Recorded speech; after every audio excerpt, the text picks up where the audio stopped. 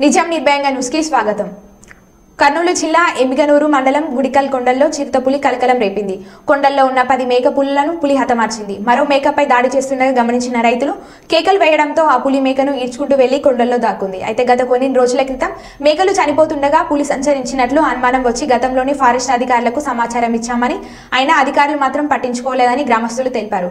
కొంతమంది రైతులు ఆ పులి కోసం వలలు కూడా ఏర్పాటు చేశారు. ప్రస్తుతం రైతులు ఏర్పాటు చేసిన వలలో పులి కాలు చిక్కుకొని పడింది. కానీ కొండల్లో ఉన్న చిరుత స్పష్టంగా కనపడంతో ఫారెస్ట్ అధికారులకు గ్రామస్తులు సమాచారం అందించారు. వెంటనే ఘటన స్థలానికి చేరుకున్న ఫారెస్ట్ ఆఫీసర్లు చిరుత పులిని బోన్లో బంధించి ఇక్కడి నుండి తరలించేందుకు చర్యలు చేపడుతున్నారు.